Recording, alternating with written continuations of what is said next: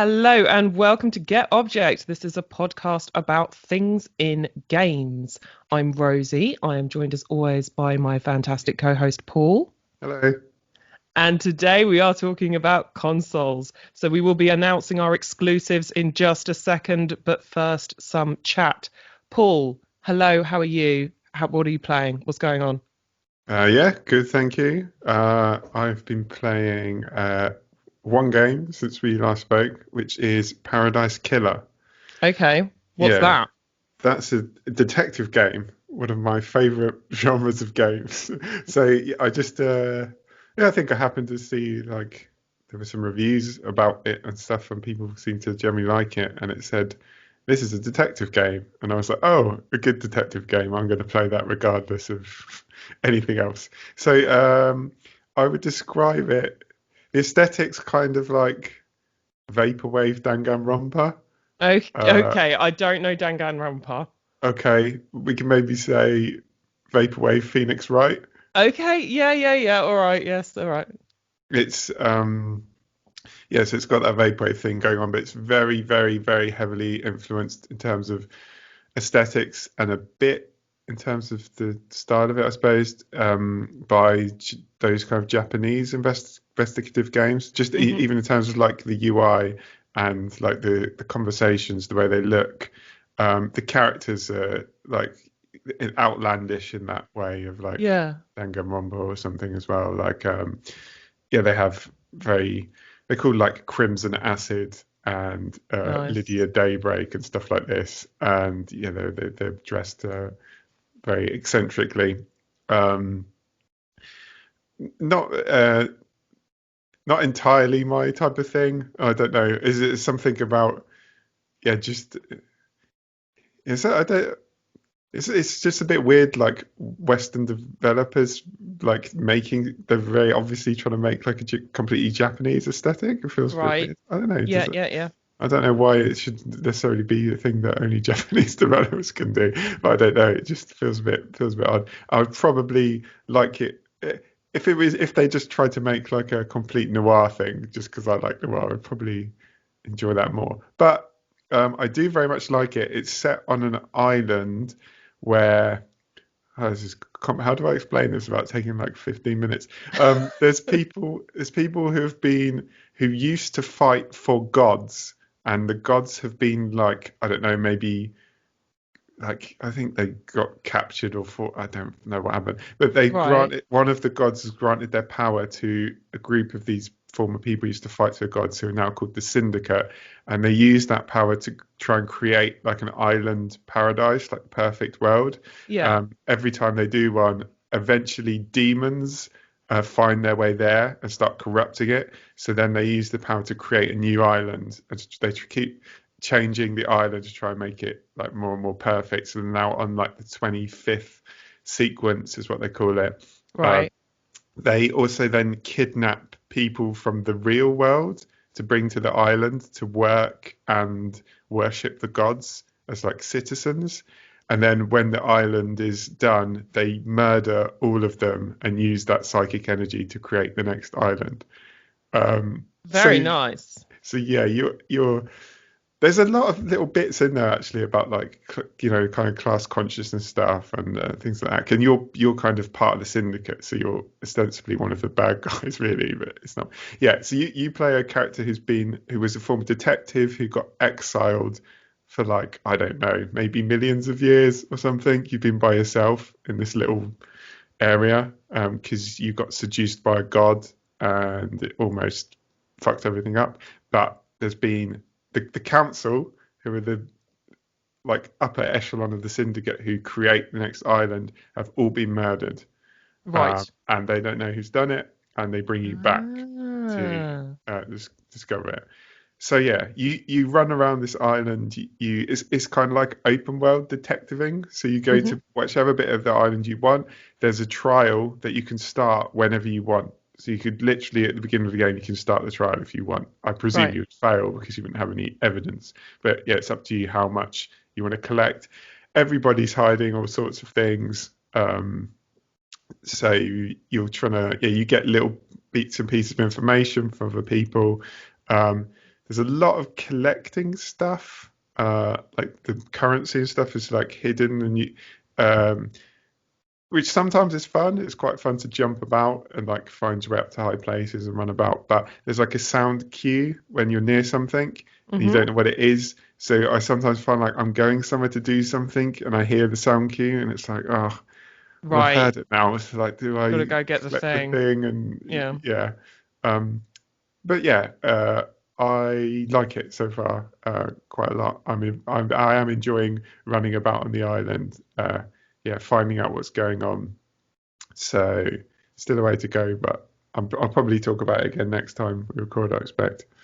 That's Yeah, cool. It sounds like quite an interesting, fantastical setting to be playing in.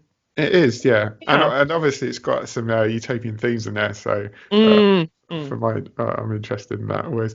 What about you? I've also only been playing one game. I have been playing Enderal, or Enderal. Okay, don't know that Um, one. okay, so Enderal is a total conversion mod for Skyrim that came out in 2019. So it's using the engine and many of the assets of Skyrim, but it's a completely separate game in its own universe. It's a sequel to Nerim, which was also developed by the same non-commercial team, Sure AI. They work out of Tutzing, Germany. I Right. don't know if I pronounced that right. But yeah, so they're modders basically, but Mm. they're sort of creating worlds using the sort of Elder Scrolls tech. It's really, really, really good.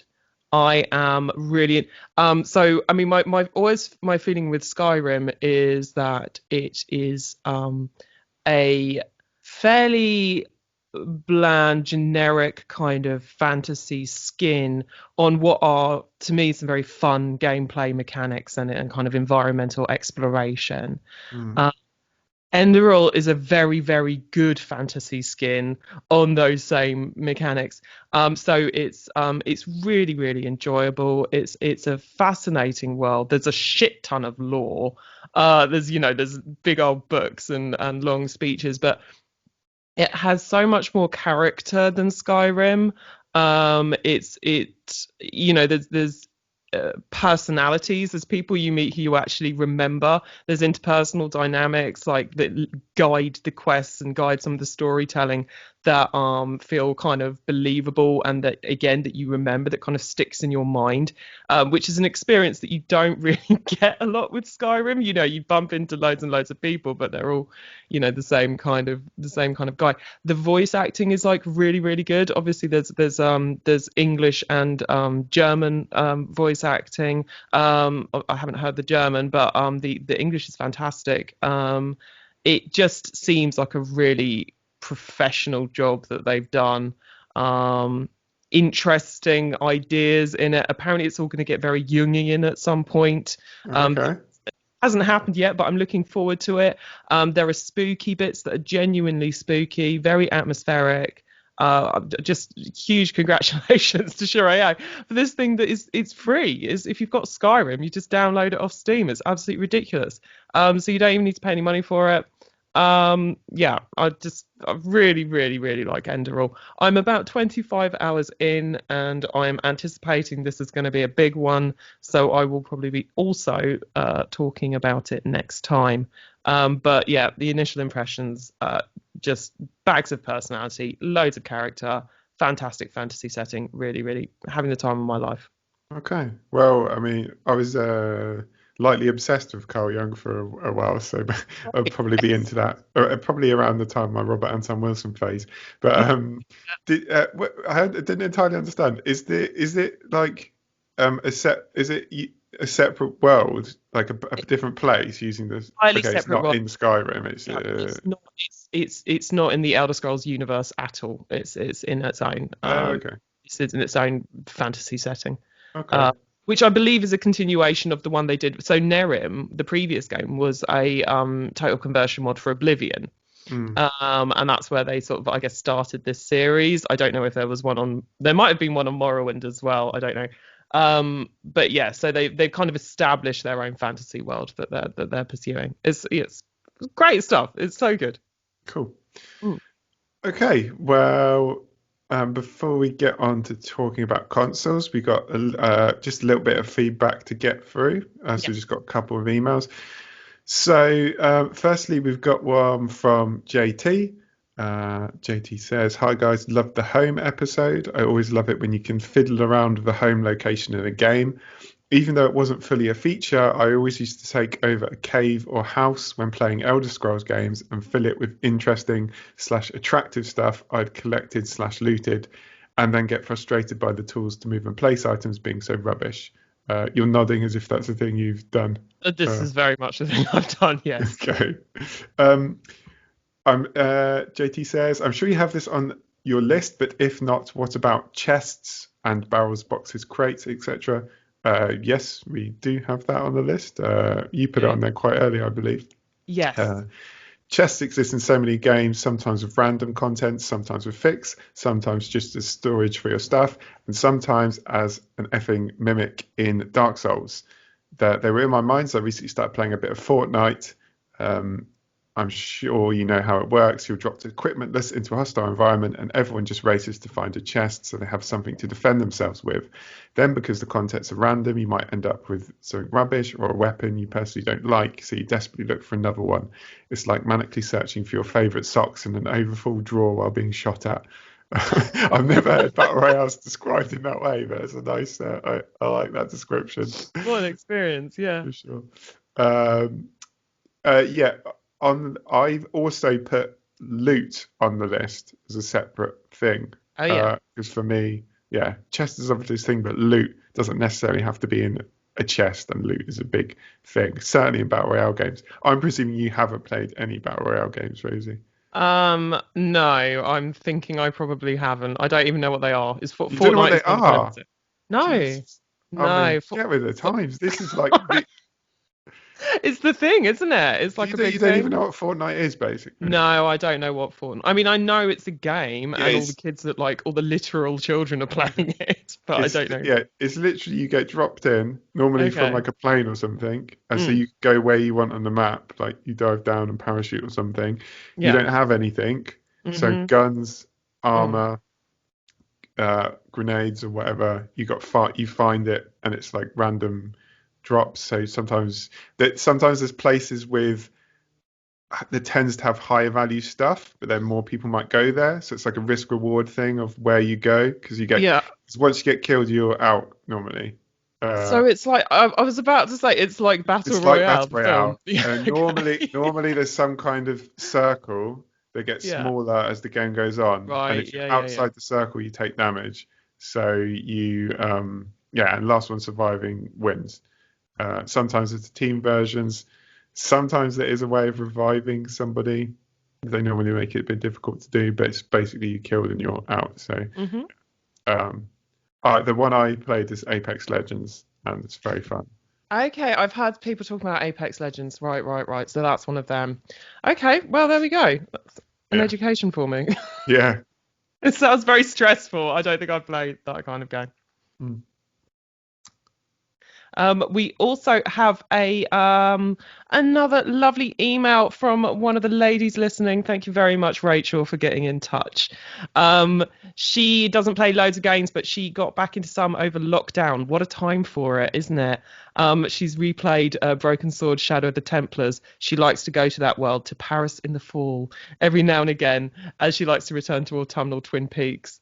I just think it's really nice to have text that you can go back to at certain times of year that kind of feels like right. Mm. I completely get where Rachel's coming from with that. I tend to do Dune in the summer. Twin Peaks in the autumn is very, very good. Um, and so, yes, she had Broken Sword. And she was saying she has been playing some of the older Revolution games during lockdown. They're available on Good Old Games for free. Lure of the Temptress, Beneath a Steel Sky. She's now completely obsessed with Foster and that world too. Plus some other games such as Dragon Sphere. And some recent room escape type games. She's definitely a point and click girl. Over winter, she was watching a friend play Assassin's Creed Odyssey while she enjoyed exploring ancient Greece. She just read Circe at the time. The killing was not for her. Have you played Beneath the Steel Sky? I assume you like that one. Yeah, yeah, yeah. Yeah, I would think I'm so. very much. I kind of. I mean, I play all sorts of stuff, but I kind of feel like point and clicks is like the first genre that I like really Yes. fell in love with. So I'm Yeah. kind of on her level there. So Yeah. yeah, I've played Beneath the Steel Sky. I haven't played the new one they've done. They've done a sequel recently, Oh, really? Beyond the Steel Sky. Yeah, Oh, nice. uh, yeah. I replied to Rachel. Rachel's been playing that one as well. Oh, So cool. yeah, you have to let us know if it's good. I guess Rachel. Yeah, because I haven't touched that. I love, and I really love the idea that, obviously there's loads of shit aspects to the current global pandemic. But I do like the idea of people having a bit more time to like pick up things, like play some Mm. video games if they haven't for years and stuff like that. I think that's really nice. Um, she has a suggestion to consoles episode. She's just about old enough to remember playing Pong. She says, I remember holding the black controller and turning the dial to move the paddle. I don't remember which console it was. I was very young, but I vaguely remember it came in a black cardboard box. My Well, I childhood, just interject to say that is a binatone. a Binatone. Yeah. Nice. I also had a binatone.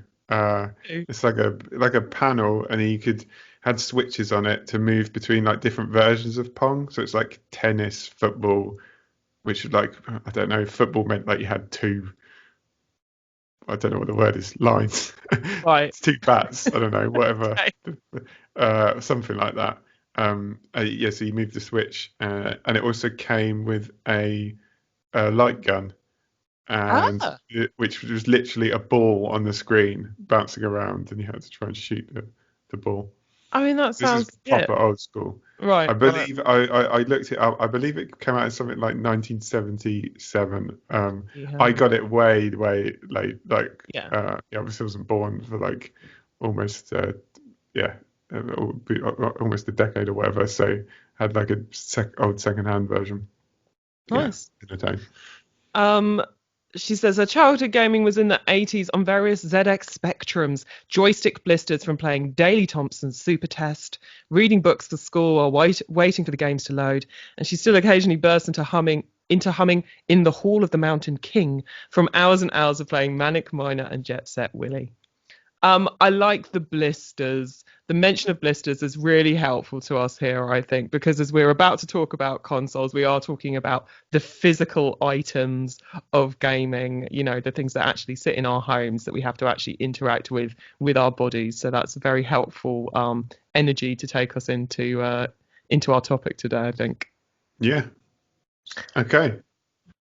Consoles. Should we talk about consoles? Let's talk about consoles. How do I you mean, how do you feel about consoles? I like them quite a bit, I Yeah. suppose.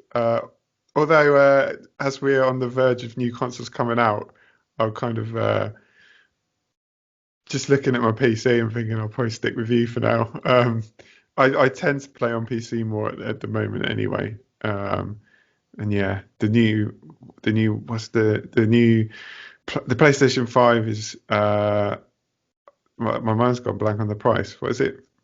It's going to be 4 499 or something I think for it's gonna be the like 450 quid for okay. the so $499, I think, yeah. Yeah, and Yeah, then for the super one. like 370 for the discless one or something Yeah, like for that. the digital, I think 350 quid. Yeah, Or, whatever, yeah. $290. And they've already put like prices of games up Mm-hmm. for like 70 quid. Yeah. And I wouldn't want a digital console where I have to pay 70 quid for games all the time. So I Absolutely. would want one with a disc. And I'm also not spending that much money on a console that hasn't got any games I want to play at the moment. No, Um, I'm not. Yeah, I think that's reasonable. I'm not spending 450 quid to play Demon Souls. I'd be tempted. yeah, yeah, that's not as much as a temptation for me. Um, Yeah. the cheaper Xboxes would be more tempting. Uh, they've got what is it like 250? Is it the Series S? Yeah, Right.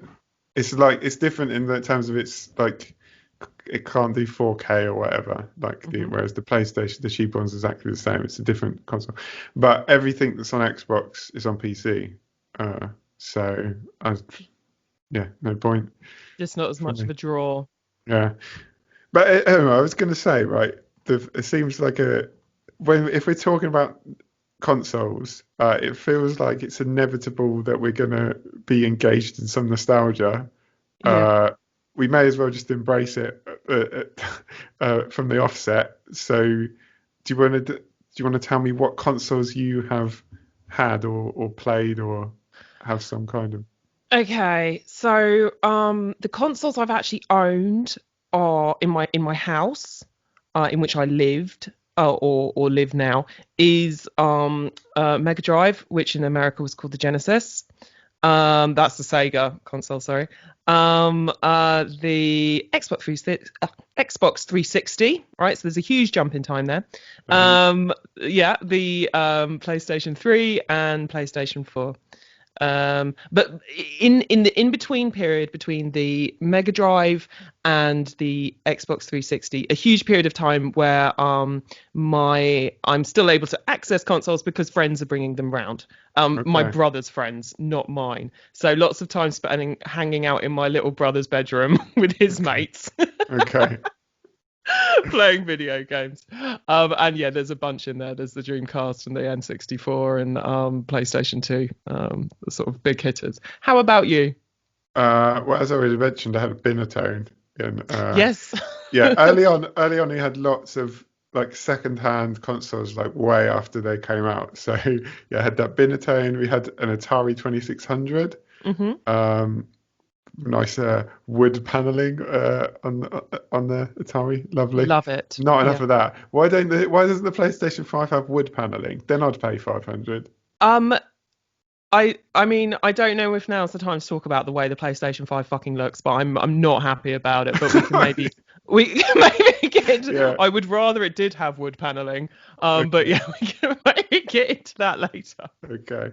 Uh, I also had an Amstrad, which I guess isn't a console technically, it's a computer, I suppose. Hmm. I don't know. Yeah. Anyway, I also had a Mega Drive. Yeah. I had a Game Boy. Nice. I had a PlayStation. Yeah. PlayStation's the first one that I bought, like Right. that I saved up for like God knows how long to buy. I had a PlayStation 2. I was fortunate that my brother had always went for like the odd stuff, like so he bought Dreamcast, so I also Nice. had access to a Dreamcast, and he also bought the original Xbox, the big Right. chunky Xbox. So I had Yes. that. Yeah. Then I had an Xbox 360. I had a PlayStation Vita, and a PlayStation 3, and a PlayStation 4. So all Wow. the PlayStations. Um, yeah. That's good. That's very extensive. It's Oh, I quite. also have a Switch. Sorry. Oh, of course, yeah. Yeah, yeah, yeah. I forgot about it. Do you have a favorite console that you particularly like for some reason? Um, yeah, do I have a favorite console? Of the ones I've owned, it's probably I mean, it's probably the PlayStation 4 just because I just feel I still feel a little bit classy using the PlayStation 4. They've really done a number on me. The kind of PlayStation's pitch, which is that, this is kind of sophisticated in some way. I have, as much as I know it's ridiculous, I have kind of internalized it, and I do like I've got a PlayStation, I've got Pro, Oh, which I'm okay. very Right. impressed with Well, I myself didn't realize you about. had a Pro. Yeah, yeah, I'm a connoisseur. Yeah. So yeah, so maybe that's it. And I like the design of it. It's kind of yeah, it looks nice. I'm kind of looking at it right now in my living room. It fits nicely on my entertainment unit. Yeah, I think I like it. What about you? Probably the original PlayStation, Hmm. just because, like, it's completely nostalgia thing. It's just because, like I said, it's the first one that I bought. It had loads of stuff, like Metal Gear Solid, we've talked about before on our game clubs. This was like a game that I loved and was obsessed with, was on the PlayStation. It was a console where I played loads of stuff. I don't know, got into loads of stuff. I don't know, like Tekken was the first like fighting game that I played properly. Like I'd played Street Fighter and stuff before, but like that I played properly. It's like Mm. loads of genre. I feel like loads of genres I encountered for the first time on the PlayStation, and yeah, it was like when games started to be 3D and stuff. So it was like Yeah. yeah. So. Yeah, I mean, I even bought. It's a bit embarrassing. I bought I got the PlayStation 4 controller that's in the PlayStation style. Uh, Nice. my first controller did. I didn't just buy it for no reason. Like my first controller had problems. Look, while we're on the for the Patreon listeners, right? We're on video. I'll show Rosie my lovely. Uh, Look at Oh that. It's wow. got Oh, it's the like an old. old PlayStation Yeah, it keeps. controller. Yeah, Oh, that is some yeah. fantastic gamer crap there, Paul. Well done. Yeah, I know. I shouldn't have exposed myself, really, should I? Um, uh, yeah. So yeah, just in case everyone's confused, there we're doing video versions of the podcast for Yes. Patreon listeners, which is patreon.com/getObject. Yay. So yeah, if you want, and we're both representing various fanboy demographics for our backgrounds. Yeah, We've got backgrounds. We're both yeah, linking in from the main stage at E3 for our backgrounds today. yeah, yeah. Um So I'm miserable about E3. Why we're not talking about E3? I'm miserable about it not being on this year. Because it was going to be the new console year. You know, the one where the E3 where they announced. I mean, I don't know. Do you like E3? yeah, yes and no. Like, I mean, Right. it's a complete like. Uh, I mean, essentially, it's a market. It's like hard to get. You know, it's a complete corporate Yeah. marketing. Like, I hate they get people like whoop and do whoops and cheers in like the most awful ways. The Yeah, there's loads of like bullshit talk about like our community. It's like fuck off, community. You're just trying to sell me all this shit. But but I still do like watching the conference and having all the announcements. And this is like I basically don't know what's going on because it's all been so spread out. Like Yeah. I'd rather just have it compressed in like that 1 week. Like no, Yeah. they've tried to do. Jeff Keighley or something tried to do like the summer of whatever, I don't know what it was called, but he's like Right. they've been announcing stuff over months, it feels like. So to the point where I just don't know what's going on because I'm not keeping up with it all. Yeah, I like to have that concentrated burst. I know exactly what you mean about all that corporate stuff. I fucking love it. It is You such a love it. specific, it's such a like specific embarrassing energy that I'm Okay. so into. Like I love seeing the guys like all the studio heads up there with their like $400 t-shirts. They're Right. like Todd Howard wearing a leather jacket every time. It absolutely like there's something about it that I just find intensely pleasurable. um I love all the kind of, yeah, the ridiculous kind of brouhaha, all the whooping and cheering. Like it's very like Eurovision. I know I'm not the first person to say that, but Right. there's a really yeah, specific embarrassing vibe that just gives me the energy for the year. I think E3. I've really missed it this year when it hasn't been on. But yeah, hopefully, I mean, hopefully we come back next year with a great big party. Who knows? But yeah, no. And I like all the gameplay demonstrations. As you say, we've just had, I think this week we've had another sort of PlayStation showcase. Yeah. But yeah, it's nice to get all of that stuff at once. I mean, hopefully, as I say, next year with the you know, we'll be in like the first year of a new generation, so that is kind of often a good E3 as well because that's when you Mm. get loads of games announced. So far the offerings are a little bit thin on the ground. But yeah, I think it's the thing about consoles, and I think E3 is kind of can be part of this, or idea of what we would like E3 to be can be part of this, is that they are a place where we can actually interact with the future. They're like an object that Mm. feels like interaction, like it looks forward, right? So you know, you see lots of people being like, you know, and we're going to see this E3 would normally be the one where we see, you know, what the next 5 years in gaming is going to look like, and that's kind of quite interesting. We've spoken about this a little bit with phones as well. It's very unusual to come into contact with an item that feels like it's part of the future, that feels like it's looking forward in that way. I think that vibe was so strong with some of the consoles when we were younger, and Mm, possibly that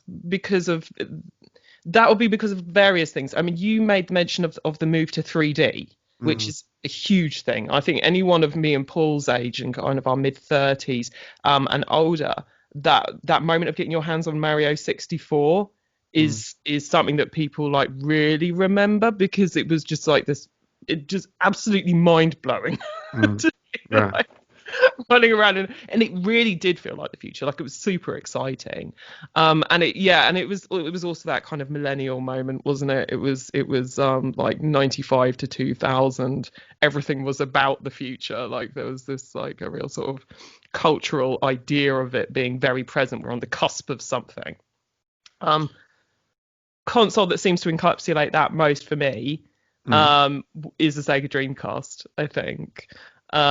Because it was really interesting. It was very futury feeling. I mean, so you actually had one. Your brother had one. My brother had one, so it was in the house. Yeah. So. Yeah. So it came out. I looked this up. It came out on the in America on the 9th of September 1999. So that's 9999. And it certainly had that feeling about it of something that was really sort of reaching forward. I know that the Saturn had come previously, and then the Mega Drive was before that, and they were kind of these sort of black box consoles. And then the Dreamcast was like this grey thing with this like bizarre controller with a Tamagotchi in it. Yeah. And really, and like this lovely kind of very sort of I don't know, futury feeling loading screen. When you opened it up, it didn't go Sega. Mm, It had like this lovely like liquid kind of mm. Dreamcast logo that would come up. Um, I mean, I was Also, gonna also, it was. I believe it's the first console that came with internet access built right. in. Well, there we go. Okay, because this is what I was thinking. I was like, there's something there was something like that felt very futuristic, very like you're on the cusp of something, but it was still weird. That's what I really love about the Dreamcast. Like it was still kind of odd. Like it was odd that there was a fucking Tamagotchi in Oh the yeah, the controller. Dreamcast was You definitely know, weird. it was super strange. The mascot was Sonic, who obviously has this extremely chaotic energy Sonic anyway, presumably from all the Chaos Emeralds. But there's something odd about Sonic that I really really like. He's definitely he's much less straight than Mario. Like he's got all this attitude. But he's I don't know. I like Sonic. I kind of miss him. He's a bit rubbish and like his the stories and his games are always like super odd. I was really disappointed to find out that the game in which he actually has a romance with and presumably sex with a human female is not the one on the Dreamcast. I was disappointed to learn that because I'd kind of mashed them together in my mind. I was like, oh yeah, Right. it's got that Sonic game where he gets off with a lady. Yeah. That's bizarre. It's so weird. I mean, maybe, who knows? Maybe hedgehogs are good at that stuff. But yeah, it was very strange. But yeah, so yeah, the Dreamcast, I just think have you ever read From Hell, the comic book Mm, by Alan Moore? Yeah. yeah. So it's really, really good, right? From Hell's a Oh, book about interesting to the know where this one's going, where you've gone from Dreamcast to From Hell. Right. No, get ready. I'm going full lunatic fringe. Okay. So From Hell postulates it's a comic book series about it's a comic book. It's like a graphic novel about the Whitechapel murders, the murders by Jack the Ripper in the late 1800s. And it postulates, among other things, it's a very dense book, but one of the possibilities it raises is that the Whitechapel murders are a kind of black magical act that are intended to usher in the next century. Mm. And I think that's what we need to think about when we're thinking about the Sega Dreamcast. I think it was not so much a console, but like this attempt to, move us forward, move us into a strange new future. And unfortunately, Sega Corporation didn't quite do all their spells correctly or whatever, and it didn't quite come off. And that was the last bit of hardware for them. Mm. But yeah, what a fantastic thing. Like so strange.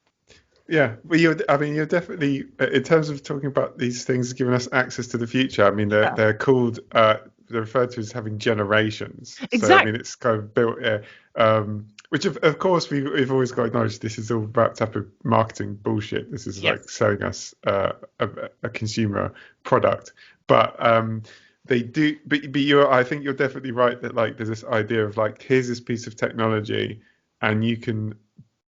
It's depends on the time and the generation, but it's normally relatively accessible as compared to like buying like a gaming PC and understanding how to, yeah, understanding all the different parts you need, or in terms of price, it's normally more accessible.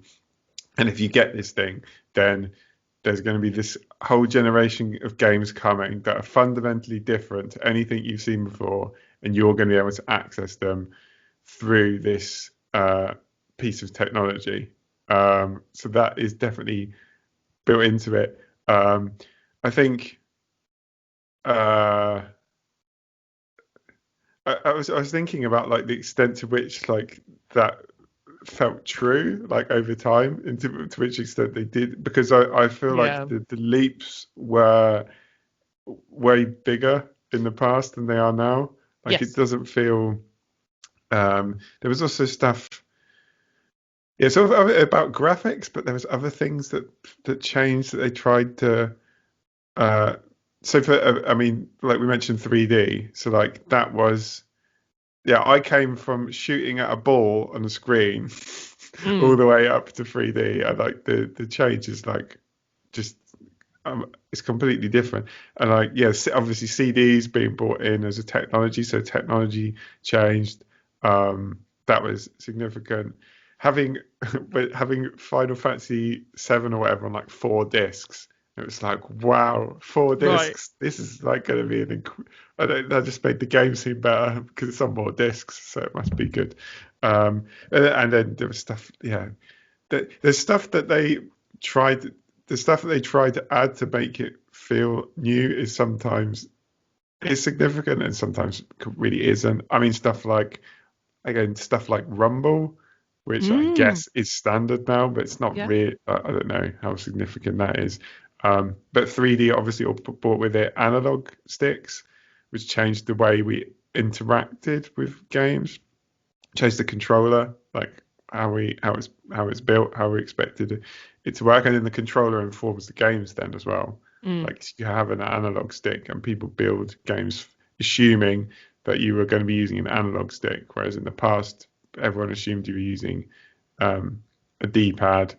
But yeah, I think those generational leaps are not don't feel so big now. Yeah. I mean, I completely agree. I think there's a couple of things there. Um, it's interesting that I think they've recently dropped trying to sell you on stuff, but they still were as late as the Connect. Do you remember the Connect, right? Mm, And that was like there was a lot of obviously that was motion. What's it called? It was like trying to incorporate physical motion into the way we play consoles because the Nintendo Wii had been so successful, yeah. and so there was that thing where Microsoft was trying to do Connect, and Sony to a lesser extent, wasn't it, the PlayStation Move or whatever it was called, and they were trying to be like this is the new shit, but it didn't really come off. I think by that stage it was already, there wasn't enough like new things that were genuinely exciting, or that genuinely felt like they were gonna change things. I was talking to my friend Joe about this, and he was like, the thing is with that, in that millennial time, as you were saying, Paul, we absolutely had like changes in technology that did feel really significant and that did feel like moving forward. And also, it was just a time when the future felt like a bit more graspable and straightforward in some way. It's like we're going to move from 1999 to 2000. Like we can all kind of grasp that. It kind of makes a kind of sense. And now it's like just sort of general, like the future is very difficult to kind of grasp or believe in or Mm, make sense of what it might be. mm, I think that's kind of a widespread struggle. And someone tweeted, Joe pointed this IGN tweet from the 14th of September The Xbox Series S will not run Xbox One X enhanced versions of backwards compatible games, but will instead run Xbox One S versions of Xbox One and Xbox 360 titles. And it's like, right, that's the future now, is it? Like, I cannot make head nor tail of that statement. It sounds like it's maybe going to be a bit worse or about the same. Who knows? But it certainly kind of fits the current moment in a way. Yeah. Well, also it's changed now in terms of like we had PS4, PS4 Pro, like it's been incrementalized, like in a way Yes. that makes it, and now it's like you can get the Xbox, the names, the Xbox names are the worst. I I can't remember don't what's know what. what We're they're. going to get the Yeah. Xbox Series S and the Xbox Series X. So That's right. there's like two versions with different capabilities, and we've already had the Xbox One, Xbox One S, and Xbox One X. One X. I think so. Yeah. Yeah, I so think it's that's. like it's not, yeah, the kind of, yeah, it's been incrementalized and trying to do like, I don't know, like a mobile phone type thing. So it feels like, yeah, there's less there's going to be less of a jump like going forward if there's always going to be these different versions. Um, one of the other pieces of technology that actually did change is the internet. Like Yes. not with the Dreamcast so much because people didn't have the dream, people didn't buy Dreamcast, Didn't but have it, unfortunately. yeah, Yeah.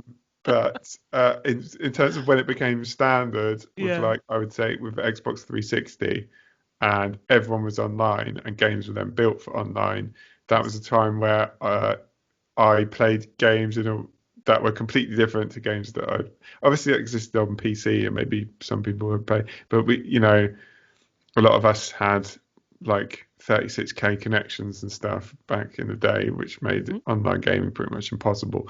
So yeah, that era where you're starting to play like multiplayer shooters and whatever, it's like, oh, these are completely different experiences to anything I had before, and new and exciting in like an actually significant way. Yeah. No, I don't think I've ever played a game online with strangers. I don't think That baffles me. I've literally never done it in my life. No, but I do recall that being. I mean, it was nice to be online anyway with the console. I do remember that the 360 would have been the first one where I was online, just because you could suddenly feel connected, as you say. I mean, to other people, but like just connected to like like a marketplace or like YouTube and stuff like that, whether so the console becomes like a much more public feeling thing, which was, kind of nice in its own Well, atmosphere. well, that's part of like I mean, one of the things for the PlayStation 4 and Xbox One was like sharing and streaming and stuff, which of Mm. course is kind of reflective of the culture at large in the sense that it wasn't about like here's a thing that changes how you play games. It's like sh other people watching you play games is a thing that you want to have now. It's like this is what you can do with these consoles.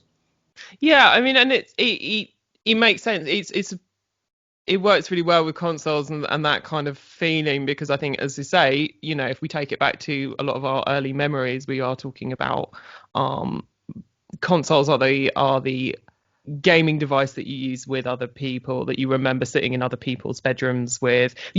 That expectation, for instance, that you would spend ages on video games, that you would have long sessions, and that's kind of part of how you consume video games, is in chunks of like hours at a time. I think that comes from consoles, because I think that's, I mean, not probably not entirely, but for me, I associate that with, okay, my brother's mates round and he's brought his Dreamcast and he's going to stay the night, and that's all the time we have to play the Yeah, Dreamcast. So we yeah, need to, like, we need to get as far as we can in Sonic Adventure. you know?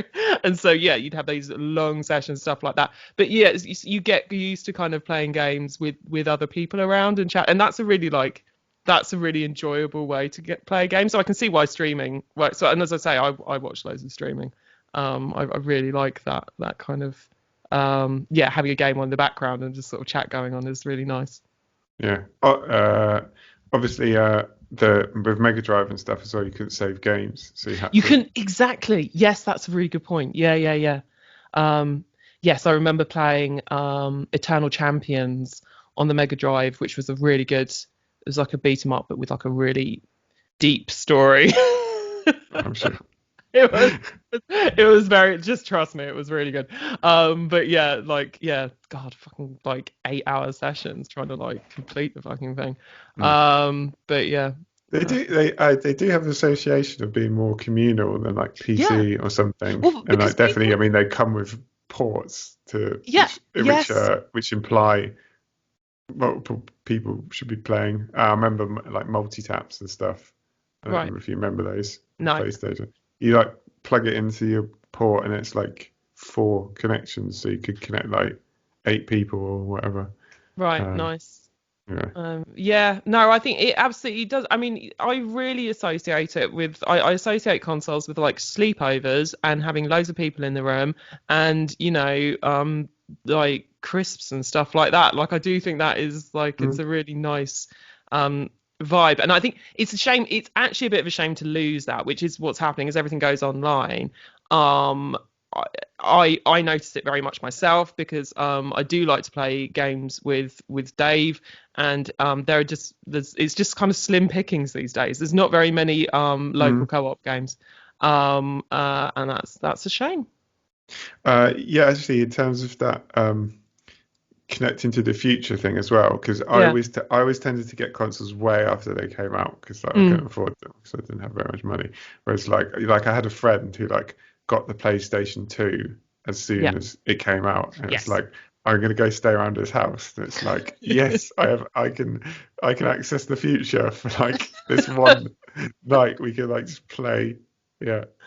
Yeah. No, Um, but I mean, yeah, it's Play the absolutely. fucking the bouncer or whatever it was that came out with PlayStation 2 because it didn't have any launch games and it was shit anyway. Right. But, but that's what there was to play. Um, It was yeah, out for like a decade though, the PlayStation 2, wasn't it? Like they stopped making it in 2012. Absolutely insane. It's just that's like more recent than that, wasn't it? really? Oh my I don't God. know. It's definitely Uh, one of the consoles. It's the best-selling console of all time. right. Yeah, yeah. So they were Absolutely definitely huge. producing it. They were definitely producing it for a long while. Yeah. I was going to say something then. What were we just talking about?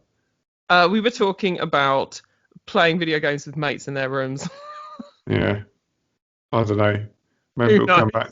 Maybe it'll come back to me. Should we talk about console aesthetics? I mean you already Sure. Yeah. Okay. So, um, yeah. Do you have any thoughts about console aesthetics? I don't know.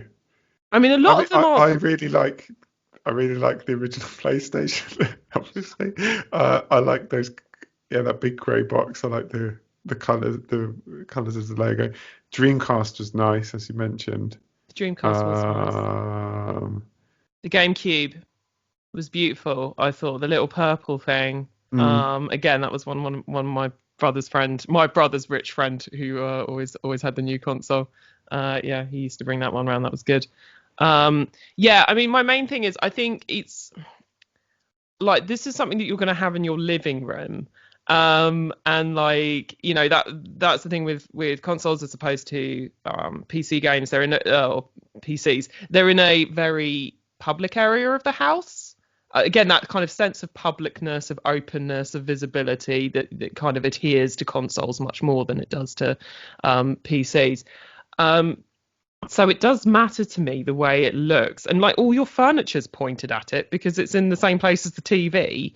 So like I'm really upset about the new PlayStation 5. I don't understand. I don't understand how this happened. Like PlayStation has been on the PlayStation 3 was kind of weird looking, but whatever. It had those it was sort of bulky and sort of curved. yeah. But the PlayStation 4 is lovely. It's like it's simple. It's like like a step pyramid. Really, really nice. And then the PlayStation 4, 5 is like it looks like the way that like cheesy guys used to dress to go to the club in like 2006. It looks like it's wearing like like a really fresh white shirt with a popped collar, Right. like it's like on Jersey Shore. I'm really not into it. So it's got like white sort of wings, Yeah. and then blue lights and stuff. It's huge as well, right? It's the size of a truck, Yeah. from what we can see. Yeah, I honestly don't think I can get it until it's redesigned, which I assume will happen. Because that Yeah, at often some does point, I think at so. some Yeah. point. But it might be a few years in. But I don't think I can have it in the living room. Also, it needs to be upright. And the thing about consoles that they always No, no, forget it is doesn't that need to these be upright. does it not? Okay, well that's really good because all the pictures I saw had seen it on a stand, sort of standing up. Yeah, So there is one or two pictures of it on the side as well. okay, well, either way, that thing is going to attract dust like absolute crazy. And I don't know whether they assume that like you just don't care about dust, or maybe your mum does the dusting. I don't know. But it's like, yeah, so that's kind of upsetting. I guess a big thing will be the amount of noise it makes. I'd also like to know about that because it's absolutely gigantic. So if it's like, Mm. like a huge kind of like carnival sound system, I really wouldn't be surprised if it like has like all sorts of fan noise and stuff, because the PlayStation Pro is insanely noisy. Like that is like definitely the worst thing about it. Um, Yeah. but yeah, no, I mean I care what my living room looks like to the extent that I just don't think I can have it in the Okay. living room. I think Okay.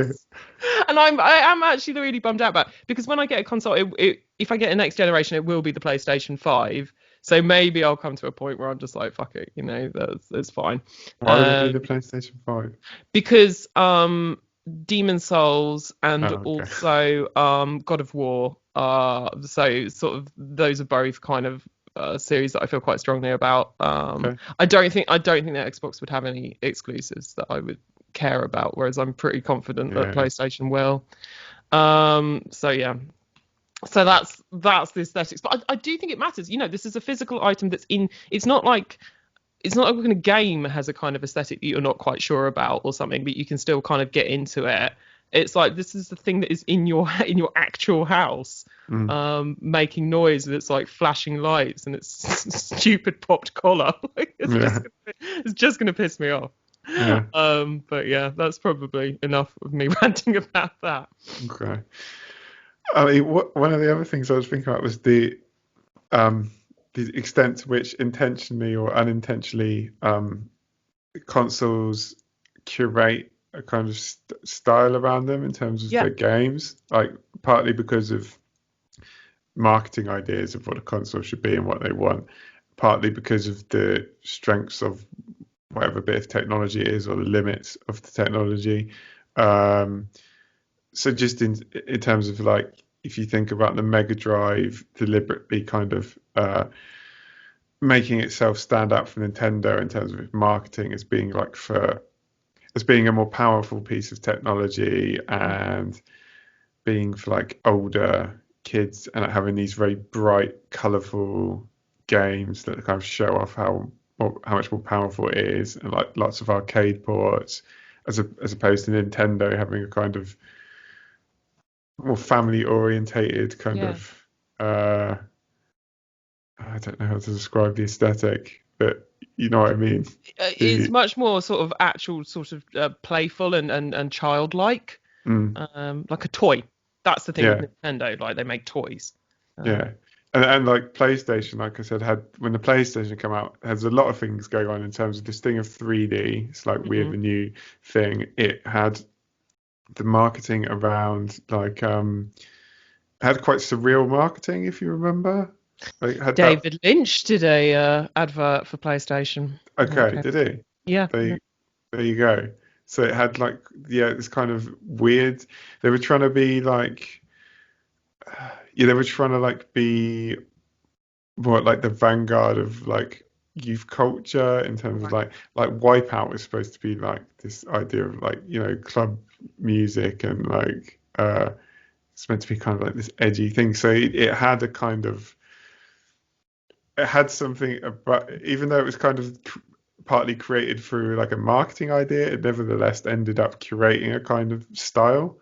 Um, I mean, I guess the PlayStation became so successful and had so many games that there were all sorts of other things as well. But yeah, again, I think, and like the Dreamcast ended up as like a cult system and had Yeah. all these like little weird, like, yeah, I mean, Dreamcast games is a very kind of have a very clear idea of Shenmue what. Yeah, was a Dreamcast game, which was like super odd. Like, yeah, yeah. super odd. Yeah, when I think of Dreamcast, I just think of like arcade shit, like Crazy Hmm. Taxi and things like that, and weird stuff. Um, uh, what's that game? The like dancing game in space or something. I don't know. Sounds fantastic. Okay. That Shenmue, things like that. Yeah. I feel like that's a bit less common as well now, apart from outside of Nintendo, maybe. Mm, The idea that a yeah. console that has a kind of aesthetic or style associated with it. That's a bit of a shame, isn't it? Yeah, I mean, there's still sort of vestiges of it. I think the place where it sort of lingers on a little bit is in ideas that you see coming up around sort of console wars. Mm. And that's literally just like Xbox green, PlayStation blue, kind Yeah, of thing, which is, as you say, Nintendo actually still does have it. And that sort of Nintendo kind of goes off and does its own thing kind of separately. Um, but yeah, I think that's really nice. I mean, definitely I would associate PlayStation with, yeah, sort of like deeper blacks or something, like just more adult kind of leaning that way. Whereas at Xbox, yeah, but I am literally just thinking about the color schemes they go with. Like Xbox is right. like, yeah, that neon green color, which is such a like a key gamer color. Yeah, it is. Yeah, It's for like sure. Yeah, very strong. But I was thinking about console wars as well because I think that's a noticeable place, and I think that's something that Stella, who actually suggested this topic, and shout out to you, Stella. She talked about console wars in her email where she was suggesting it, and like that's an interesting sphere of activity. yeah. I You mean, know, there's two main ones, I think, y- which would be Sega versus Nintendo yes, in the 90s and PlayStation versus Xbox now. Sega versus Nintendo was really the first one in the sense of like, yeah, Sega explicitly created marketing like talking about that, like saying Nintendo shit basically. yeah, Like yeah, yeah. they not in, which in a way they wouldn't do now. Very aggressively like making fun of Nintendo Mm. in their adverts and like yeah, the create explicitly kind of the idea of creating like an adversarial uh, relationship between the two. Yeah, I mean, it's worth pointing out, as you say, that yeah, it's not all the time. There's been two main two main wars that have broken out, and that's that kind of fits with. I was looking at kind of anthropological ideas about war and how we might map them over to console wars, which is obviously like a deeply ridiculous thing to be doing with my time, but there we go. And in anthropology there is this anthropologists are very interested in stability within a culture. They always want to point to sort of cultures being stable, tradition, things like that, because that means that your expertise is going to be good for 20, 30 years. They're not so good at looking at change and rupture. So war is always a bit of a thing. War is always a bit of a problem, I think, something that needs to be explained. And certainly they would draw attention to the fact that war is not eternal. It's not something. It's not the endless state of humanity. We're not living in like it's not like Warhammer 40k where Mm. all there is war.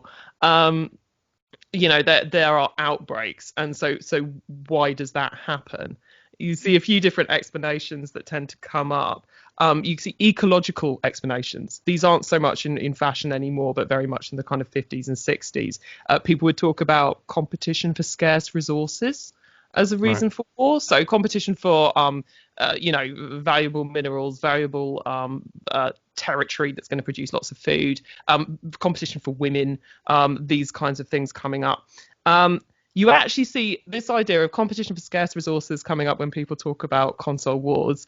The idea that everyone buying video game consoles is someone's mum and they can only afford one. Right. And so that's why people feel competitive about a console because you can only really get one, so it's like you then have to be all in on that Mm. system. I'm not sure. I mean, that doesn't really wash as an explanation. So, I mean, it certainly is a thing that's present, and certainly, I think we've all had experiences of kids of not being able to access loads of consoles, so you'd get very attached to the one that you have.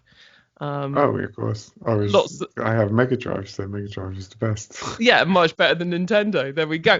But yes, I mean, lots of us are adults now, so I'm not Yeah. sure, not No, sure no, I how don't much. care.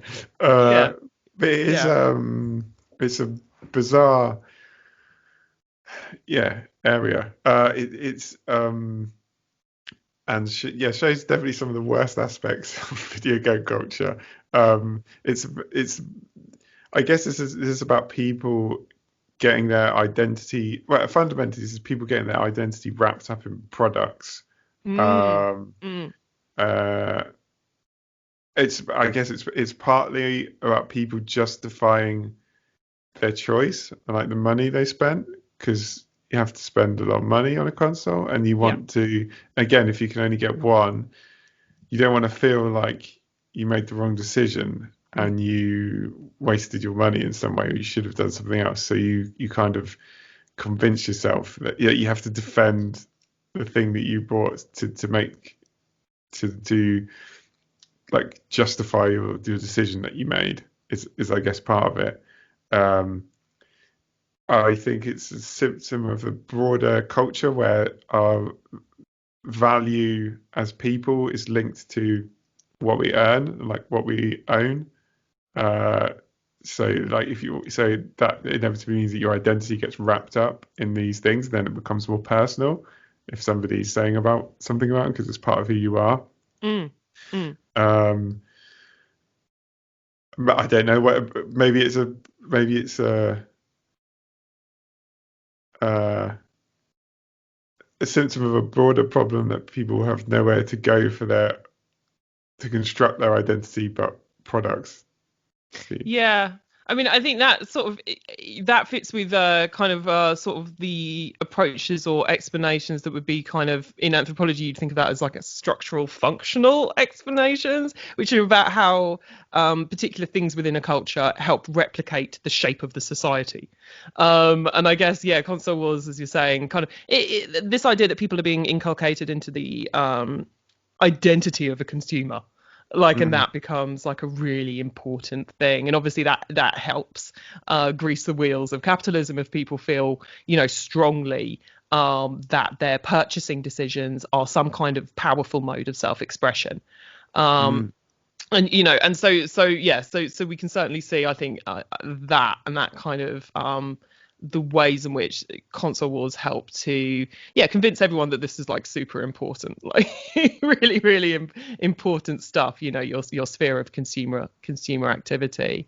um and then the other one I had, which is not really an explanation, but just sort of an approach, more phenomenological approaches, which would be sort of what most people would do nowadays, which is where you just sort of look at it. You don't seek to explain war, but you would maybe look at it as an expression of culture. You would look at how particular cultural logics and ideas are reinforced or presented, how people actually, the ins and outs of how people, if we're saying, oh, people are getting involved or feeling very attached to a console because they feel it expresses something about them.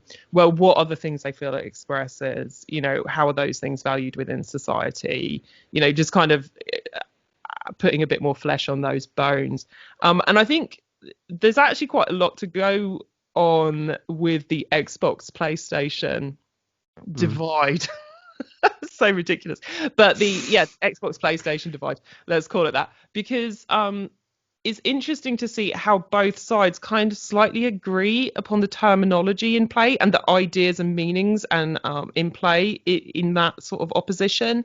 I went onto the comments thread of an article on the internet. I will not say which one, but it was about the new consoles coming out, and it very very quickly became a heated gaming debate about about Xbox versus PlayStation. It was amazing how quickly that happened, actually, and people being really like annoyed with each other and aggressive, and I don't think being their best selves in those comments, but Lots of passive aggressiveness, I'm imagining, yes, in the yeah, yeah, loads of as it. I they're mean, laying out the it was facts. yeah, just like yeah, absolutely. It was really interesting to read, to see how those kind of moves are made, but particularly to see, yeah, actually both sides agreeing somewhat on what the other side was like and what they were like. So the Right. idea that you would have if you're being insulting is that the Xbox is plebeian, right? So it's like populist and Okay. lowest common denominator, Okay. and that kind of thing, and that the PlayStation is kind of up its own arse and Right. sort of arrogant, somewhat out of touch, sort of elitist, those Right. kinds of ideas. And actually, even when people were talking about the console that they identified with and they loved, they were sort of replicating those terms. People who were talking about favorably about their Xbox were saying, it's social. This is where all my friends are. This is where I game in a group. So that idea of groupness, of massness, and of popularity, actually, they themselves were identifying with those ideas as well. They were just doing it so in a less insulting way. And certainly, and then the PlayStation fanboys were, presenting themselves as aesthetes, and, people who, like, are going to have like sophisticated gaming moments. Right. Okay. Their shows got, so again, that idea of elitism and is perhaps in play. But it was interesting to me the way that, these huge corporations have managed to kind of sell us all to an extent, on these narratives about themselves, of what these kind of plastic boxes full of wires, what they kind of mean, what the symbolic value of them is, how you position yourself if you sort of identify with one or the other of them. As I say, I'm very much down the sort of more pretentious Mm. which is why by the way, to bring it back, why I think the design of the PlayStation 5 just blows my mind out of Okay. proportion. Because I don't understand why it just doesn't seem to fit with the story that they're telling about themselves, at all. Not I sophisticated enough. it's not sophisticated at all, and it's like, yeah, it doesn't like fit their star signification or something.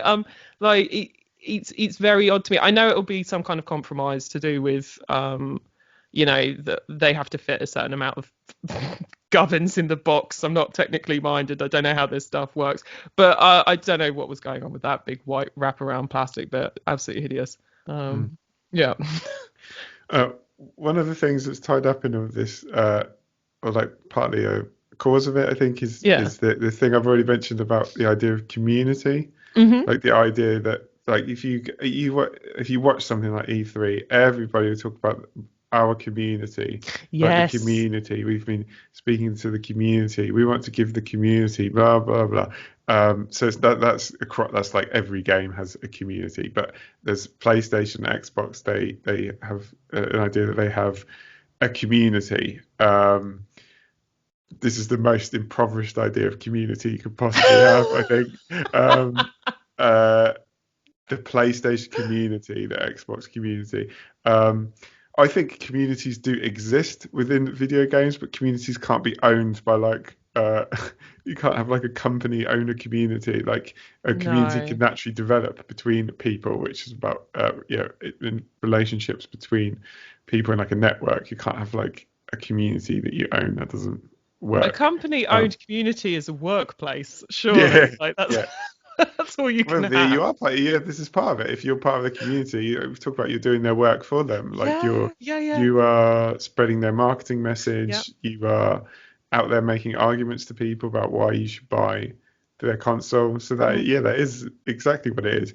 And again, I think this is probably a result of like community as an idea has been attacked. You go if you think of like Thatcher and like the primacy of the individual and Mhm. like the idea of like individual freedoms being the most important thing, like what your personal rights, like the idea that you have to behave within the capitalism, like you're supposed to behave as like an individual who's responsible for everything like about yourself, and like you shouldn't be what's the phrase, like society doesn't exist or There's no something like such thing as there's no such society. thing as society. Yeah. So like community has been uh yeah uh as an idea, and like literal communities have been broken apart and Mm. destroyed over decades, and human beings want to have community. So I think like some of that desire gets siphoned into these like artificial, um, insufficient uh, simulacras of community, Right.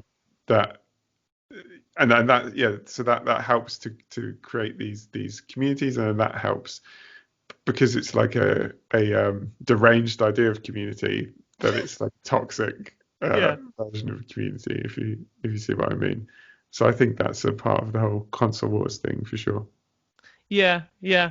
And part of that weird energy that you get at E3 as well, which, as I say, I just, yeah, there is something about it. I just find like it's like, yeah, it's like a kind of unpleasant vibe that I really kind of enjoy. It's like digging under a fingernail or something. I love it. But yes, you're right.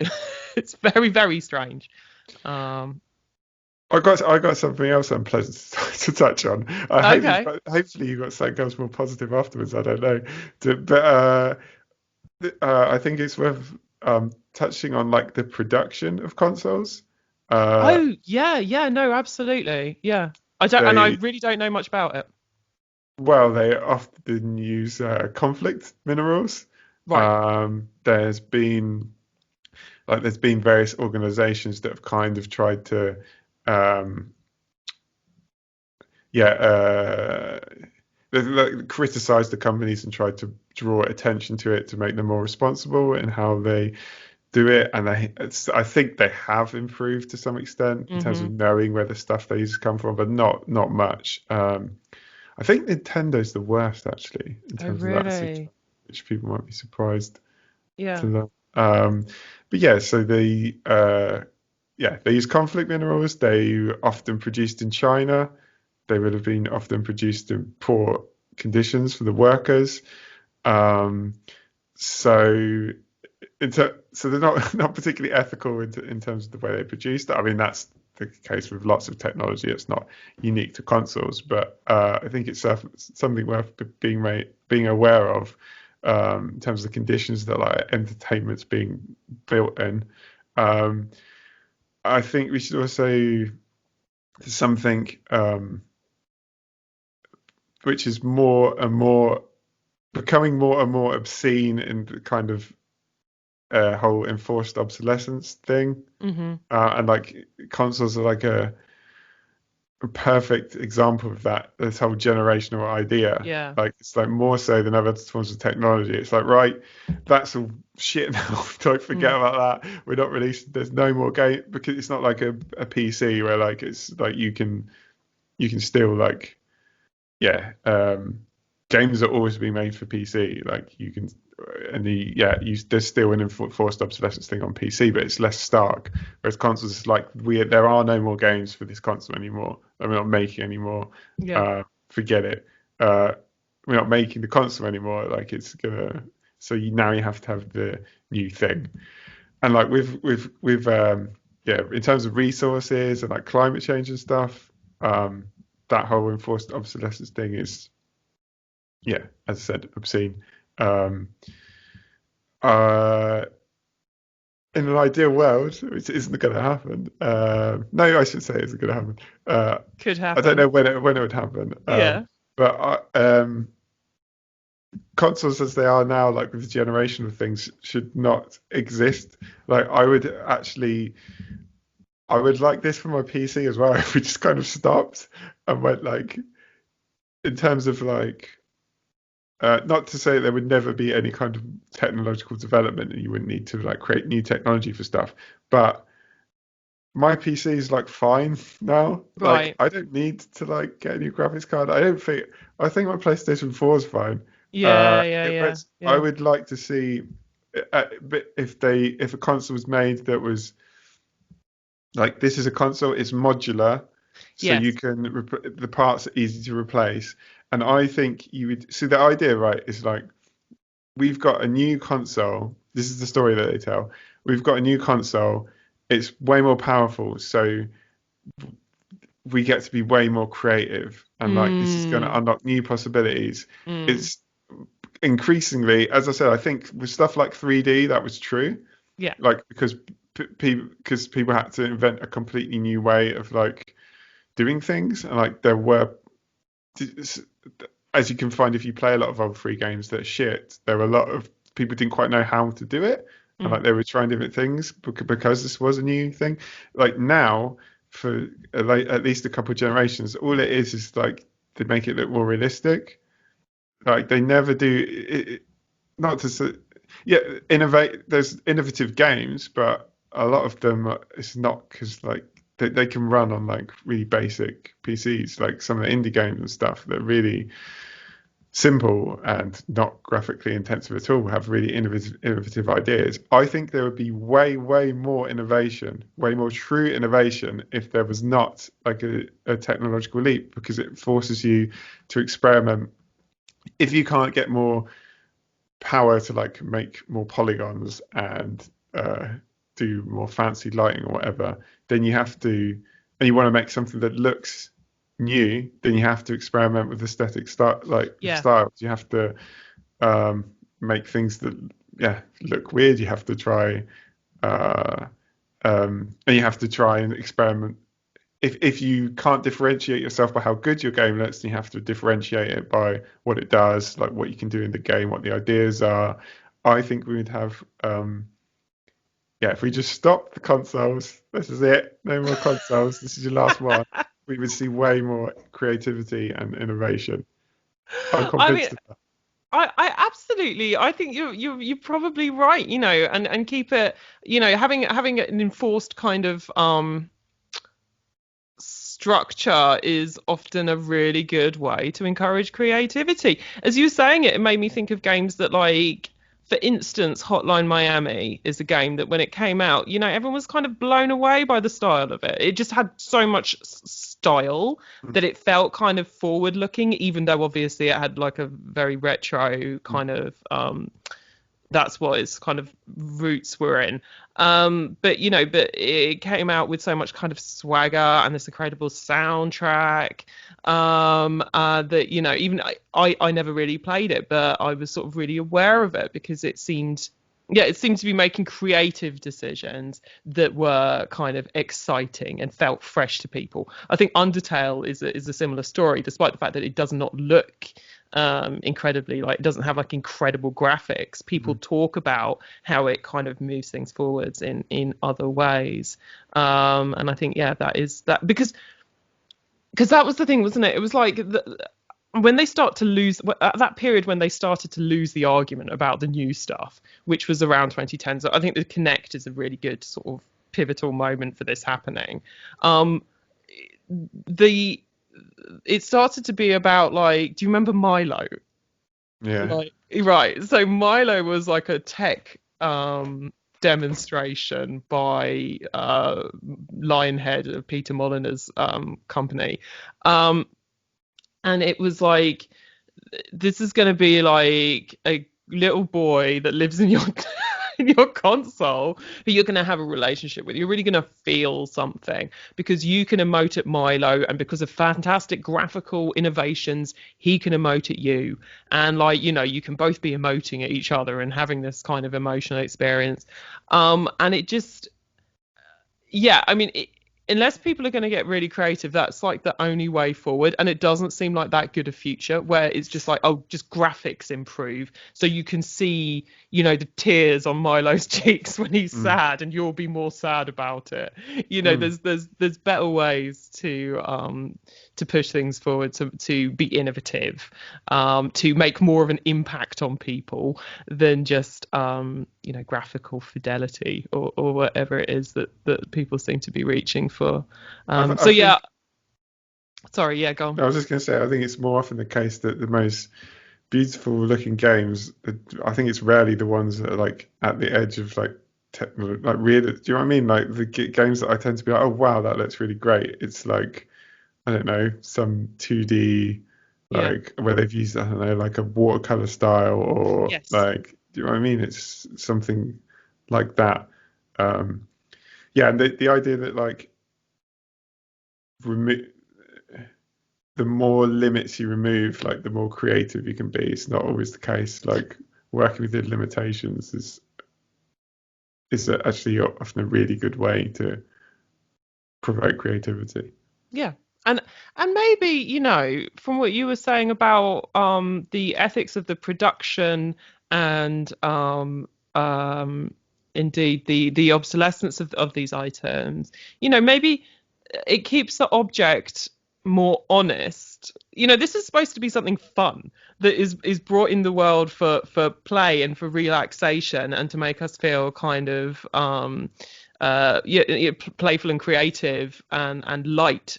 Bring some lightness for a bit into our lives. And having this kind of huge heavy box that's like produced in a really gross way Mm. and cost loads of money, and you're going to have to throw it out and there'll just be more crap in the world.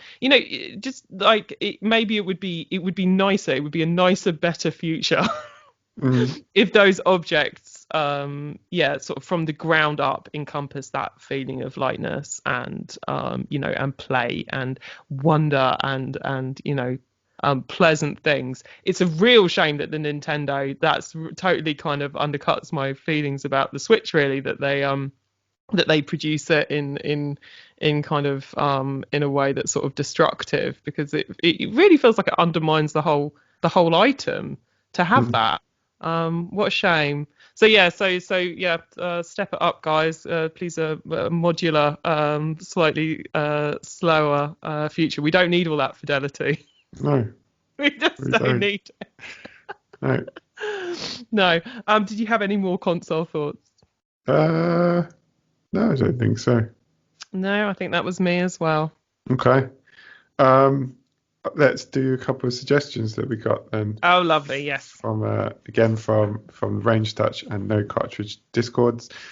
Uh, a few people were like mentioning actual consoles in games when asked about it, Okay. so which is something we didn't really talk about. So No. that's why I thought it'd be good to put them in the suggestions. So Jakob said it's marketing, but admittedly, one of my initial thoughts was of the Pokemon games, where among other recurring elements in the starting town, e.g., different things playing on the living room TV, there always being a guy who talks about how great technology is, etc. There's always one of the then current gen Nintendo consoles in the player's bedroom. So yeah, that's the thing. Consoles and games. Multiple people, including Andy here, mentioned the Pico 8. Okay. Andy said Pico 8 seems interesting to talk about as sort of an anachronistic virtual retro console marketed specifically as a fantasy console. I don't know if you're familiar with the Pico 8. I'm not. This is it's an online like virtual console. Mhm. Like it's and people make games for it, and then it's like they can be like they're like cartridges on the thing, and you select it. So it's the idea is like it's got set. So what we were talking about, it's got very limited. It's very limited. Like you can't do much of it. So the Right. technological spec. So the idea is that everybody who's making stuff for it has to work within these limitations, and it's kind of yeah like a virtual online thing. Oh, sounds quite cool. The game Celeste. I've heard of Celeste. Celeste Yeah. began as a Pico 8 game Right. Right. that was well received, and they ended up making it into a thing. Mhm. I believe somebody also said there's a Pico 8 in Celeste somewhere. Right. That's nice. Yeah. So I don't know much about that console. I only sort of was looking into it because a few people mentioned it. But yeah. Uh, Jakob also said one of my early online communities I was a part of was a gaming forum, sort of framed as being about the console wars that I mostly joined by coincidence. Um, and happened to stick around at, which feels so bizarre looking back. I feel like even back then as a young teen, I wasn't actually like projecting myself onto corporations um, or whatever it was that people did to end up invested in that. But at the same time, I kept visiting the forum That's probably a thing that happened a lot back then, people joining your community and having to stick around. The site is deleted now, and for that I'm grateful. I can't remember if it was Jakob or somebody else, but one of them suggested doing like forums or message boards as an object. Right. So that's why I Yeah. put that in there because yeah, so I've put that on the list now. Okay. Yeah, I like Uh, that. yeah. Um, yeah. That's it. Lovely. Lovely. Lovely console thoughts, guys. Yeah. So, sorry, I've completely lost the thread of what I was going to say there. Is that we've finished the show now? We've We've done all the finished the bits. show now. Yeah. That's I don't have anything else. No. good.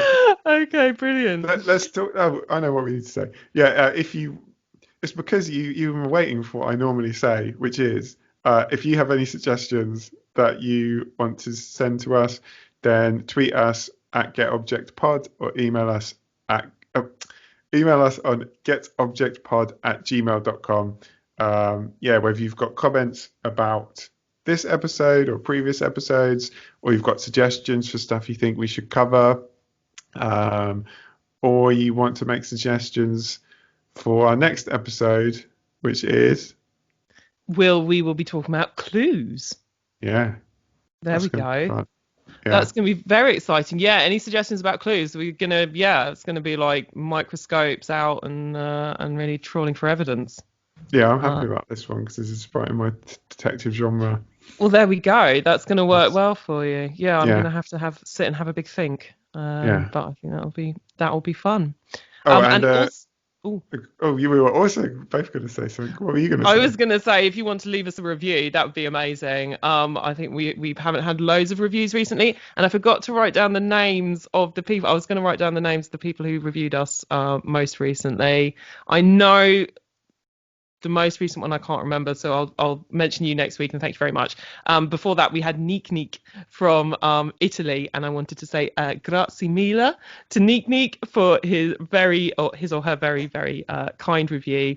And if you are listening from anywhere in the world, do leave us a review, because I know we've got lots of listeners internationally, and I will do my best to find out what thank you is in your language and say it. Oh, Yeah, so there we go. So I would like some really obscure people leaving reviews in very obscure languages or from regions that are not the UK, Canada, or Australia or the US, so I can expand my repertoire.